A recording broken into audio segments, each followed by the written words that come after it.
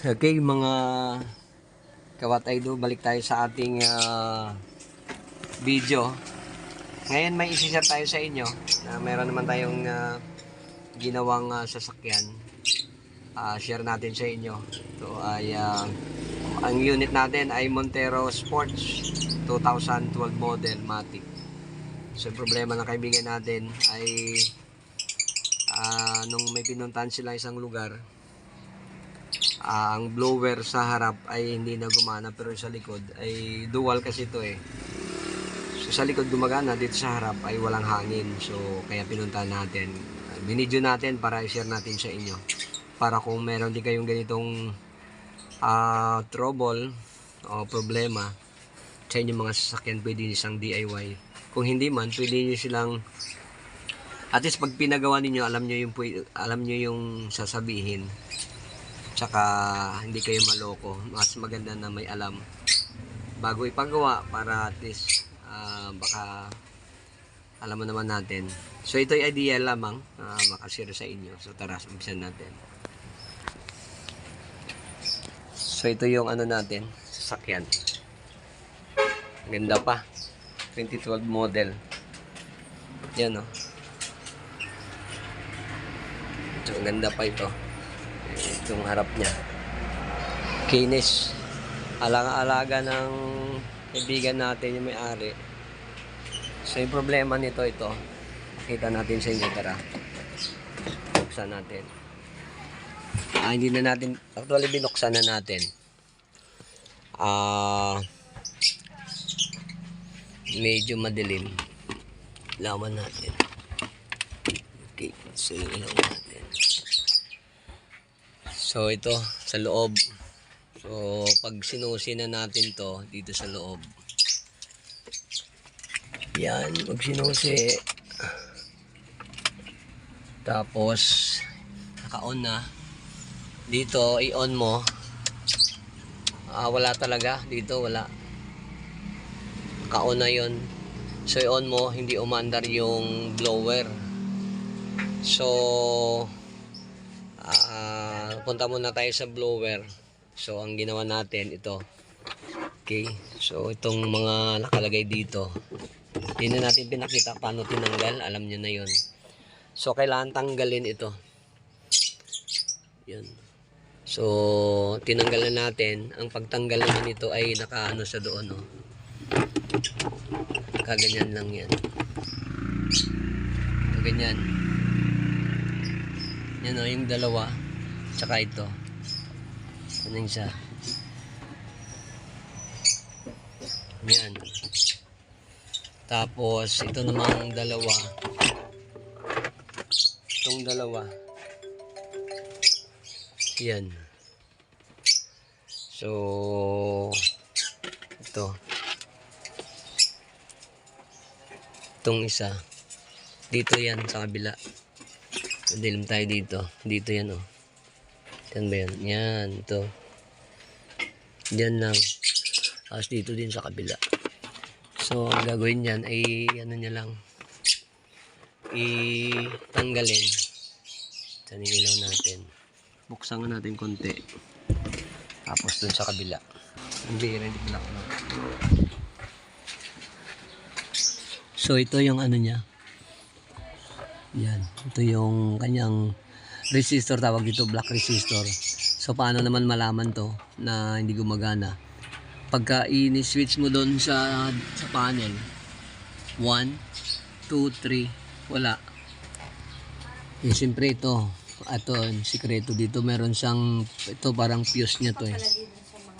Ito yan, pag bumitaw yan, ibig sabihin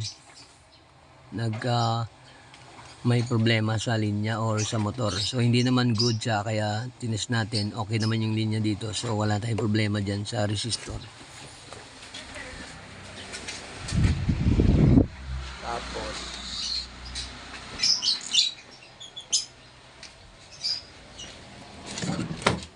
ang ginawa natin, nag-check tayo dito ng mga linya. So dyan. So, kanina pinakita na natin paano mag-check kung linya ang problema.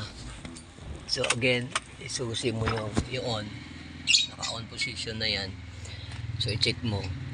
Dahil itong wire na yan, dalawang wire lang yan dito, yung black na solid tapos yung black na may line na white. Yun yung black na may line na white, yun yung positive. Tingnan mo. So i-on natin. Lagay muna natin yan. Wala tayong tagahawak. On natin On natin to. So may ano siya. So on. Off natin. So off din. So ibig sabihin good yung supply natin. Kaya natukoy na natin ito yung sira.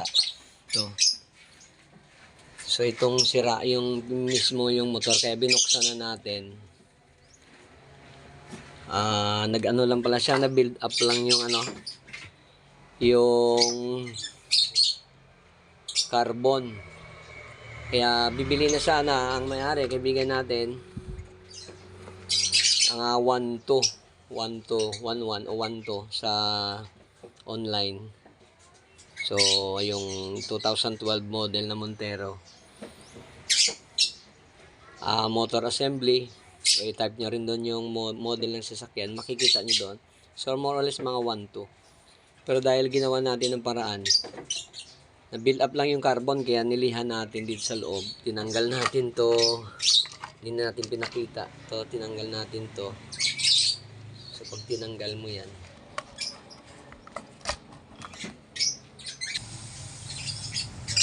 tinanggal natin. So, nasilip natin dito sa loob. Marumi. Dito, pag nakita nyo yan. Kadalasan, yun lang naman yung yan makita. Kadalasan yun lang yung dito. Yung problema. Kasi yung may-ari nung may pinuntahan sila, okay pa yung aircon, ang blower okay pa, pero nung pinaandar na, hindi na gumana yung blower. Pero ang AC natin nagsiswitch yun automatic. So dahil nung pinaandar o gumana nung pinatay na nung nagpark, siguro dahil yung carbon doon sa loob at yun ang kadalasan ng sisir. Bakit hindi nagagana? Kahit yung starter ganun din. Kahit yung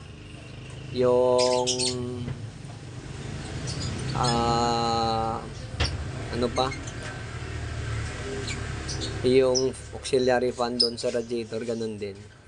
So nagkataon na doon sa pumunta sa may medyo na-build up pa na ng talaga corrosion. So yan na ginawa, nilinis natin ng 1,000 yata yun, 1,000 na liha. Yan, kita nyo yan makintab. So yan.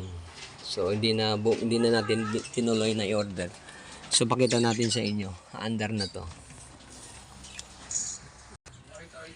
Kabigay sa inyo ng idea.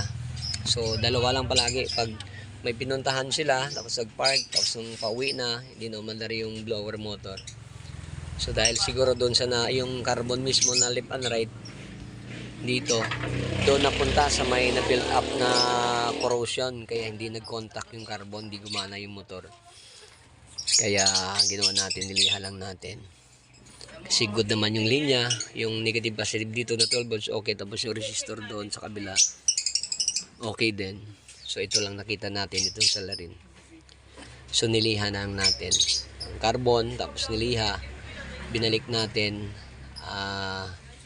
umandar na siya.